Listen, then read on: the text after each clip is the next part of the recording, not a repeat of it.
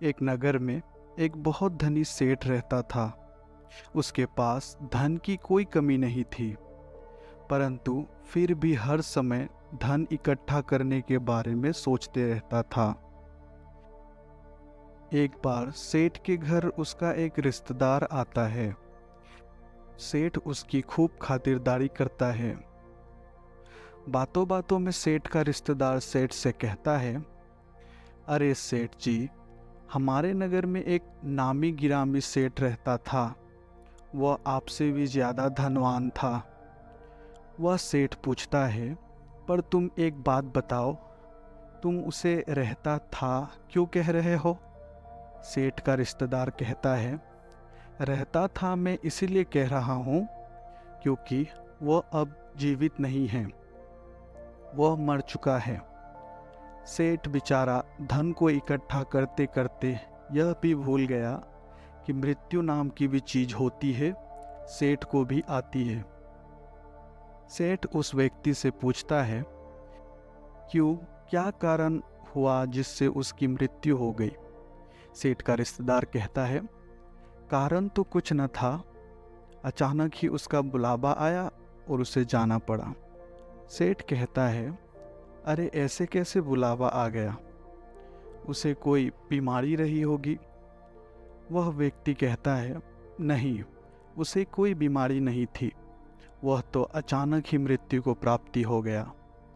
सेठ अपने रिश्तेदार की बातें सुनकर हैरान रह जाता है, क्योंकि अब तक वह सोचता था कि मृत्यु बुढ़ापे में आती है, यह किसी बीमारी के कारण आती है। क्योंकि सेठ अभी जवान है, वो अभी मरना नहीं चाहता। अगले दिन वो व्यक्ति अपने घर चला जाता है, परंतु सेठ को एक बहुत बड़ी समस्या दे जाता है। सेठ जैसे पहले धन के बारे में सोचता था, अब केवल मृत्यु के बारे में सोचने लगता है कि कहीं मुझे मृत्यु ना आ जाए। समय बीतता है, सेठ बहुत कमज़ोर होने लगता है, क्योंकि वो अब न सही से खाता है और न पीता है, केवल मृत्यु के बारे में सोचता है। उसकी जुबान पर केवल एक ही कथन रहता है, कहीं मेरी मृत्यु ना हो जाए, और वह बीमार हो जाता है। उसकी ऐसी स्थिति हो जाती है मानो कभी भी प्राण निकल जाए। सभी लोग उस सेठ की ऐसी हालत देखकर आश्चर्यचकित रह जाते हैं, क्योंकि उन्होंने देखा था वो सेठ हमेशा खुश रहता था, उसके पास धन की कोई कमी न थी। पर अब इसको क्या हुआ? अब सेठ कहीं आता जाता नहीं, केवल एक ही जगह लेटे रहता है। उस सेठ की हालत देखकर उसका एक दोस्त सन्यासी को उस सेठ के पास लाता है और कहता है, सुनो, यह बहुत प्रसिद्ध सन्यासी है, तुम अपनी समस्या इसे बता सकते हो, ये उसका जरूर समाधान बताएंगे। वह सन्यासी उस सेठ से पूछता है, क्या हुआ? मैंने तुम्हें पहले भी देखा है, परंतु तुम इतने कमज़ोर कैसे हो गए? कौन सी चिंता है जो तुम्हें खाए जा रही है? सन्यासी की बात सुनकर सेठ कहता है, मैं मृत्यु को प्राप्ति नहीं होना चाहता, कहीं मुझे मृत्यु न आ जाए। सेठ की बात सुनकर वो सन्यासी मुस्कुराकर बोलता है, अच्छा, तुम्हें मृत्यु का भय है? वह सेठ कहता है, हाँ, मेरे पास इतनी सारी धन है, इसका उपयोग कौन करेगा? मुझे मृत्यु को प्राप्ति नहीं होना है, मुझे जीना है। वह संत कहता है, तुम्हारी इस समस्या का मेरे पास एक समाधान है। संत कहता है, मैं तुम्हें एक मंत्र देता हूँ, तुम उस मंत्र का 7 दिन तक अपने मन में उच्चारण करना। 7 दिन के बाद मैं तुम्हें देखने आऊँगा। यह मंत्र है, जब तक मुझे मृत्यु नहीं आएगी तब तक मैं जीऊँगा, जब तक मुझे मृत्यु नहीं आएगी तब तक मैं जीऊँगा।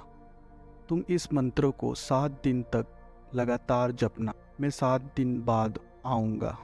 और वह सन्यासी वहाँ से चला जाता है। 7 दिन बाद वह सन्यासी आते हैं तो वो देखते हैं कि सेठ स्वस्थ होने लगता है और सेठ उस सन्यासी को देखकर उनके चरणों में गिर जाते हैं और उनको धन्यवाद कहते हैं। वो सेठ कहता है, आपके मंत्र ने कमाल ही कर दिया। अब मैं मृत्यु से भयभीत नहीं हूँ, क्योंकि जब तक मृत्यु नहीं आएगी तब तक मैं अपना जीवन जीऊँगा। पहले मैं मृत्यु के कारण जीवन जी नहीं पा रहा था, परंतु आपके मंत्र ने मेरा जीवन ही बदल दिया।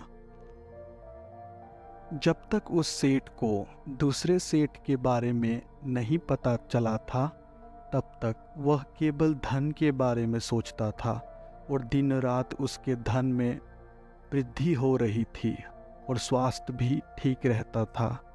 वह अपने जीवन से खुश था, परंतु जब वह मृत्यु के बारे में सोचने शुरू कर दिया तो वह मृत्यु के करीब जाने लगा और ऐसा क्षण आ गया कि वह कभी भी मृत्यु को प्राप्ति हो सकता था। इस कहानी से हमें यही सीख मिलती है कि हम जैसा सोचते हैं वही हमारे जीवन में घटित होने लगता है। इसीलिए हमें हमेशा सकारात्मक सोचना चाहिए, क्योंकि आपकी सोच ही आपकी साथी है। आप जैसा सोचते हो धीरे धीरे आपके साथ ठीक वैसा ही होने लग जाता है। इसीलिए आप हमेशा सकारात्मक सोचिए। हम जैसा सोचते हैं वैसे ही बन जाते हैं। धन्यवाद।